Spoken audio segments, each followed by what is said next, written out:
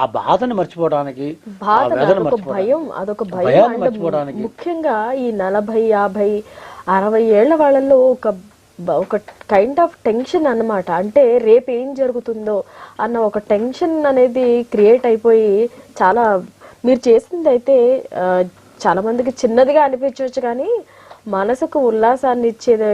అప్పుడు మనకి మనోధైర్యం అనేది వస్తుంది. మనలో ఉన్న ఎప్పుడైతే ఒక ఆహ్లాదకరమైన వాతావరణం మన బ్రెయిన్కి వెళ్తుందో, మనం ప్రస్తుతం ఉన్న టెన్షన్ ని మర్చిపోతాం.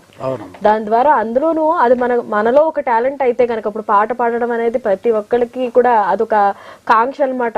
మమ్మల్ని మేము చూపించుకోవాలి, లేదంటే ఇది ఒక ఉల్లాసభరితంగా తీసుకునే హ్యాబిట్ కాగా కూడా చాలా మందికి ఉంటుంది. అలాంటప్పుడు మీరు ఆ అవకాశాన్ని కల్పించడం, ఎంతో మందిని ప్రేరేపించడం, ఖచ్చితంగా వాళ్ళని ఉత్తేజపరుస్తూ మీరు రచనలు కానివ్వండి, లేదంటే ఏదైనా డిబేట్స్ కానివ్వండి, లేదంటే ఏదైనా చెప్పడం కానీ, ప్రసంగాలు కానివ్వండి, ఇవన్నీ నిజంగానే ఉల్లాసపరిచేవండి. మనసుకు ఉల్లాసం దొరికింది అంటే కనుక మనోధైర్యాన్ని పెంచుతుంది. ఖచ్చితంగా రేపటి మీద మనకి ఖచ్చితంగా నమ్మకం అనేది వస్తుంది. సెల్ఫ్ కాన్ఫిడెన్స్ పెంచడం అనేది మీరు చేసిన ప్రోగ్రామ్. కష్టకాలం అనేది ఎప్పుడు ఉండదమ్మా. దాని తర్వాత మళ్ళీ సుఖం వస్తుంది. అదే విధంగా వాళ్ళ సైంటిఫిక్ కింద మనం చెప్పుకున్న టెక్నాలజీ, మెడికల్ సైన్స్ టెక్నాలజీ వల్ల మనకి వ్యాక్సిన్ వచ్చింది. ఆ వ్యాక్సిన్ వల్ల మనం అందరం మరి ఆ గండం నుంచి, మహాగండం నుంచి మనం బయటపడ్డాము. ఇవాళ మళ్ళీ చక్కగా ఆనందంగా ఉన్నాం మనం. ఎస్ సార్, మీరు రచనలు కూడా ఎన్నో చేశారని విన్నాం. మరి మీ రచనల గురించి మాకు చెప్పండి. నా రచనలన్నీ కూడా ఎక్కువ భాగం జర్నలిజంతో ముడిపడినటువంటివి. అలా కాకుండా ఇతరత్ర కూడా నాకున్నటువంటి భగవంతుడు ఇచ్చినటువంటి అమ్మవారి దయ వల్ల రచనా వ్యాసంగంలో కూడా నేను కొంత ప్రయత్నం చేశాను. దాంట్లో ముఖ్యంగా నాటకాలు రాశాను, రూపకాలు రాశాను. ఇవన్నీ రేడియో వాళ్ళు, ముఖ్యంగా ఆకాశవాణి విజయవాడ కేంద్రం వారు, తర్వాత హైదరాబాద్లో రూపకాలకి, నాటికలకి అన్ని కూడా ప్రోత్సహించారు వాళ్ళు. దాంట్లో అమ్మ ఎలాగో రచన గురించి ప్రస్తావిస్తున్నాం కాబట్టి మనం ఏదైనా రాయనివ్వండి అమ్మా, తప్పేం లేదు. వినోదం గురించి కూడా రాయండి. నేను రాశాను వినోదం గురించి. నరుడే ఓనరుడు అయితే నాటిక రాసి ఇచ్చాను అప్పుడు రేడియో వాళ్ళకి. వాళ్ళు చాలా మంది అర్థం కాల, నరుడే ఓనరుడు అయితే ఏంట్రా బాబు, ఇది ఎక్కడ కూడా రా నాయన అని. అసలు ఆ టైటిలే అర్థం కాల వాళ్ళకి. ఎవరికి ఎవరైతే ఉంటారో ఆఫీసర్కి అర్థం కాల అని అన్నాను. నరుడే ఓనరుడు అయితే అని రాస్తానని రాసి ఇచ్చేసాను. ఏంటంటే ఏం లేదండి, ఇది కామెడీ షోనే, కాకపోతే ఇఫ్ టెనెంట్ బికమ్స్ ఓనర్, ఎలా ఉంటాయి వాడి ఫీలింగ్స్, మొన్నటిదాకా టెనెంట్ గా ఉన్నప్పుడు వాడి ఫీలింగ్స్ ఎలా ఉంటాయి, తర్వాత ఓనర్ గా అయితే వాడు మళ్ళీ ఎలా ఫీల్ అవుతాడు. అప్పుడేమో ఓనర్ తిడతాడు, ఇప్పుడేమో టెనెంట్ తిడతాడు. అప్పుడు ఒక రకమైనటువంటి ఓనర్ మీద కక్ష సాధింపులు, ఇలా చేస్తాడా, అలా గొల్లెం పెట్టమంటాడా, లైట్లు ఆపమంటాడా, రాత్రి 10 మమ్మల్ని సెకండ్ షో సినిమాకి వెళ్ళొద్దంటాడా అంటాడు. మరి ఓనర్ ఏం రాదు, వాడే బోర్డులు పెడతాడు. గేటు నెమ్మదిగా వేయవలను, అక్కడ బోర్డు ఉంటుంది. చెప్పులు ఇక్కడే విడవడను, ఇంకో బోర్డు ఉంటుంది. ఆ తర్వాత కాళ్ళు కడుక్కుని లోపలికి రావాలను, లైట్ రాత్రి 9 గంటల తర్వాత తలుపు తీయబడదు. మీరు చావండి, ఫుట్పాత్ మీద పడతారు, ఎక్కడైనా పడండి, అంతే, ఎక్కడైనా పడుకోండి అనేటువంటివి పెడతారు కదా. ఇవన్నీ నేను అప్పట్లో ఉన్నటువంటి ఓనర్స్ వల్ల టెనెంట్స్ పడుతున్న ఇబ్బందులు, మళ్ళీ ఓనర్ అయితే ఎలా బిహేవ్ చేస్తాడు, ఇవన్నీ చూసిన తర్వాత నేను రాసినటువంటి టాపిక్ అది. ఆ టైటిల్ వాళ్ళకి అర్థం కాకపోతే చెప్పిన తర్వాత ఆ టైటిల్ చాలా బాగుందని అన్నారు. నరుడే ఓనరుడు అయితే, నరుడు మామూలు వాడమ్మా, అంటే టెనెంట్ వాడు ఓనర్ అయిపోయాడు, ఎలా ఉంటుంది అనేది అది చాలా సక్సెస్ అయింది. చమత్కారంగా కూడా ఉంది. ఆకాశవాణి విజయవాడ కేంద్రం వాళ్ళు ప్రసారం చేసిన దీనికి ఇది ఇచ్చారు.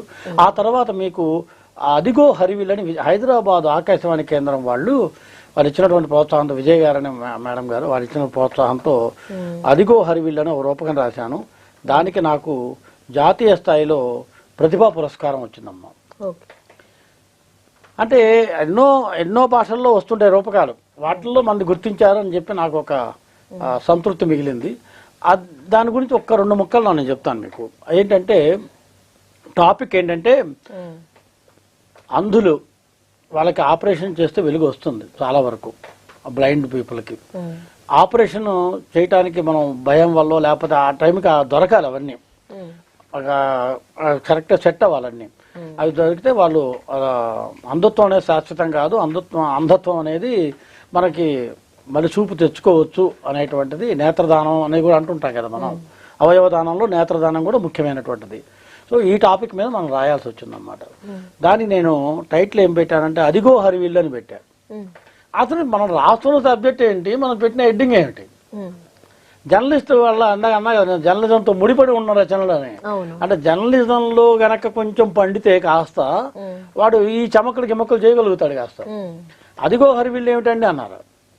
అంటే దాంట్లోకి వెళ్తే సబ్జెక్ట్లోకి ఒక చిన్న పాప, చూపు లేదు, ఆ పాప చిన్నప్పటి నుంచి చూపు లేదు, ఆమెకి వాళ్ళు వీళ్ళు చెప్తుంటే అమ్మ అన్న చెప్తుంటే హరివిల్లు గురించి విన్నది, కానీ హరివిల్లు అంటే ఏంటో తెలియదు. హరివిల్లు అనేది ఒకటి వస్తుందమ్మా, వానపడి ఇటు పక్క నుంచి కనుక ఎండ పడుతుంటే వస్తుంటుంది, దాంట్లో 7 రంగులు ఉంటాయమ్మా, పైన ఊదా రంగు, కింద చివరికి ఇలా రకరకాల ఎరుపు పసుపు ఇవన్నీ ఉంటాయని చెప్తే, ఊదా రంగు అంటే ఏంటమ్మా, బ్లూ అంటే ఏంటమ్మా, ఎలా ఉంటుంది చెప్పలేదు సమాధానం. తల్లి ఏం చెప్తుంది? బ్లూ రంగు ఎలా ఉంటుంది ఏం చెప్పగలదు పాప, నీలం రంగు ఎలా, అదే ఆకుపచ్చ రంగు ఎలా ఉంటుందంటే ఏం చెప్పగలదు. ఆ పిల్ల అడిగేటువంటి ప్రశ్నలకు ఆ తల్లి సమాధానం చెప్పేటువంటి పరిస్థితి లేదు అక్కడ. అయితే నేత్రదానం జరుగుతున్నది, వాళ్ళు ఐ డొనేట్ చేస్తున్నారు, అవి తీసుకొచ్చి పాపకి పెట్టచ్చమ్మా అని డాక్టర్లు చెప్పడం, ఆ తర్వాత కథ అంతా నడుస్తుంది. నడిచిన తర్వాత ఆ పాపకి ఆపరేషన్ చేసి ఆ కంటి చూపు వచ్చేలా చేసిన తర్వాత అక్కడ దూది అవి పెడతారు కదా, ఆ దూది తీసేసినమాట అక్కడ మళ్ళీ రచయిత మన మేలుకుంటాడు అన్నమాట. ఒకసారి రచయిత కొన్ని సన్నివేశాల్లో మేలుకుంటాడు గట్టిగా, అక్కడ సంతృప్తి చెందడు అనమాట. అర్ధరాత్రి పూట అయినా సరే లేచి రాయాల్సింది ఆ వాక్యం అంతే. అలా వచ్చిన తర్వాత తీసి అప్పుడు కరెక్ట్గా వర్షం పడుతున్నది, ఒక పక్క ఎండ వస్తున్నది బయట. ఆ విషయం వీళ్ళకి తెలియదు, లోపల ఉన్న వాళ్ళకి. నాకు అమ్మని చూస్తూ డాక్టర్ అంటాడు అన్నమాట, అమ్మ నీకు చూపు వచ్చేటట్టు ఉంది, ఎంత బాగానే సక్సెస్ అయింది తల్లి, నీకు తీస్తున్నాము ఇప్పుడు కట్టు కూడా తీస్తున్నాము, అమ్మని చూస్తావా? నేను చూడను. నాన్నని చూస్తావా? నేను చూడను. మరి ఏం చూస్తావు తల్లి నువ్వు? నేను హరివిల్లుని చూస్తాను, నాకు అమ్మ చెప్పి మొదటి నుంచి చెప్తున్నా, నాకు హరివిల్లే కావాలి, నాకు హరివిల్లు కావాలి. అప్పుడు వెంటనే ఏమంటే బయట వర్షం పడుతున్నది, ఇప్పుడే హరివిల్లు ఫార్మ్ అవుతుంది, రండి తీసుకురండి అని ఎవడో మధ్యలో అటెండర్ ఎవడో వచ్చి చెప్తాడు. ఆ స్ట్రెచ్చర్ మీద అలా తీసుకెళ్లిపోయి పాపని కళ్ళు ఉన్నటువంటి ఆ క్లాత్ అంతా తీసేసి అప్పుడు ఆ తల్లి అంటుందన్నమాట, అదిగో హరివిల్లు చూడమ్మా. రూపకం ఎండ్ చాలా బాగుంది. అంతే, అదిగో హరివిల్లు. ఈ రూపకానికి మనకి జాతీయ ప్రతిభా పురస్కారం అందజేయటం అనేది వాటికి కూడా నాకు చాలా ఆనందంగా అనిపిస్తుంది. సార్, అయితే తెలుగు భాష పరిస్థితి అనేది ప్రస్తుతం ఎలా ఉందనేది మీ ఉద్దేశం? తెలుగు భాష అనేది అమ్మా మనకి టైం కూడా తక్కువ అనుకుంటా, కొంచెం క్లుప్తంగా చెప్పుకుందాం. ఇంకోసారి అవకాశం వస్తే ఇంకా చాలా చెప్పుకోవచ్చు. తెలుగు భాష వికాసము, సోషల్ మీడియా పాత్ర అన్న అంశం మీద మన్నీ మధ్యలో నేను ఆంధ్ర విశ్వకళా పరిషత్, దీన్ని ఆంధ్ర యూనివర్సిటీ అంటారు, ఈ ఆంధ్ర యూనివర్సిటీ తెలుగు విభాగం వాళ్ళు పెట్టినటువంటి అంతర్జాతీయ సదస్సులో నేను మాట్లాడటం జరిగింది. ఒక పేపర్ కూడా ప్రజెంట్ చేశాను, మన ఆవేదన అంతా చెప్పాం. సరే బాగానే ఉంది. తెలుగు భాష, అసలు తెలుగు భాష ఏమిటండి అనేది నా మొదటి క్వశ్చన్ అండి. మనది ఆంధ్ర భాష కదా, మన తెలుగు భాష ఎట్లా అయిందండి అసలు మధ్యలో? ఇవాళ మీరు నన్నయ్య రాసినటువంటి భారతం పుస్తకాలు తీయండి, టీటీడీ వాళ్ళ పబ్లికేషన్ తీయండి, ఇంకో చోట తీయండి, అక్కడ ఏమని ఉంటుంది?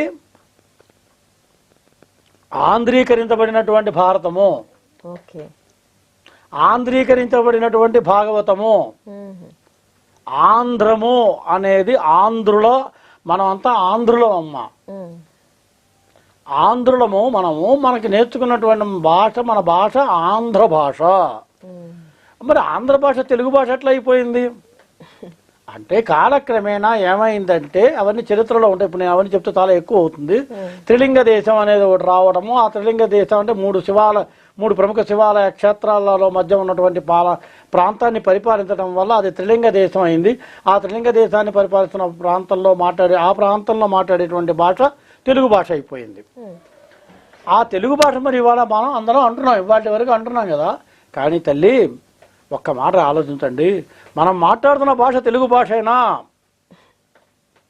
ఆ తెలుగు భాష పరిణామ క్రమంలో ఇంకోటిగా మారిపోతున్నదా అని మనం ఆలోచించుకోవాలండి. నా దృష్టిలో ఇవాళ తెలుగు కాస్త తెలుగు అయిపోయింది. తెలుగు TEL తెలుగుగా మారిపోయిందండి. నేను ఎవరిని కూడా ఈ రోజున విమర్శించదలుచుకోలేదు. అందరం ఆ తానులో వాళ్ళమే. ఇవాళ మీడియాలో ఉన్నటువంటి యాంకరీలు అంటే తెలుగు పదం పెట్టాను, యాంకర్ అమ్మల్ని. వీళ్ళు కూడా మాట్లాడుతున్నటువంటి భాష నేర్చుకుని కరెక్ట్గా ఖచ్చితంగా పలకాలి అనేటువంటి ఒక సంస్కృతి రావాలి. దానికి ఎవరో ఒకళ్ళు ప్రతి మీడియా, నేను TV5లో చేసినప్పుడు కూడా చెప్పేవాడిని, అమ్మ ఇలా కాదు తల్లి, ఇలా పలకండి అంటే, ఎందుకంటే మాత్రం అంటే నేను TV5 అంటలేదు, అన్ని చోట్ల అలాగే ఉంది. చాలా మంది ఈనాటి కాలం వాళ్ళు ఏమంటారంటే, ఎందుకంటే మాస్టర్ మీరు అనవసరంగా హైరాణ పడతారు, ఏంటి ఆ ఒత్తులన్నీ జేబులో వేసుకొస్తారు, పెద్ద ఒత్తుల కట్ట, పెద్దానికి ఒత్తు పెట్టు అంటారు. ఆ ఒత్తులని మీ జేబులోనే పెట్టుకోండి, ఎందుకు అనవసరంగా మాకు ఒత్తులు లేకపోతే అర్థాలే మారిపోతాయి. ఒత్తులు అక్కర్లేదు, కొన్ని అక్షరాలు తీసేసాము మేము, అణాలు తీసేసాం, అలా తీసేయండి, మీ ఇష్టం ఏమైనా చేసుకోండి. అప్పుడు వచ్చే భాష పరిణామ క్రమంలో వచ్చేటువంటి భాష పేరు తెలుగు అవుతుంది. ఇది మాత్రం శాశ్వతంగా ఉంటుందా? ఇవాళ సోషల్ మీడియాలో రకరకాల భాషలో వికృత రూపాలు వస్తున్నాయి మనకి. ఇంకా కొన్ని పదాలు వస్తున్నాయి బ్రో, మీరే చెప్పాలి, ఇక నాకు తెలియదు. చాలా పదాలు బ్రో అంటాడు, ఏదంటాడు, ఇదంటాడు, ఏదో అంటుంటారు. కొత్త విచిత్రమైనటువంటి ప్రొనౌన్సియేషన్స్ వస్తున్నాయి. వీటన్నిటికీ మనం ఎటుపోతున్నామో మనకే తెలియదు. కాబట్టి భాషా వికాసాన్ని కూడా మనం కాపాడాలి అంటే అందరి వంతమ్మ. మొట్టమొదటి నేను ఇందులో మనం మాట్లాడుకుంటున్నప్పుడు మీడియా అనేది కూడా సమాజంలో ఒక భాగము. మీడియా అనేది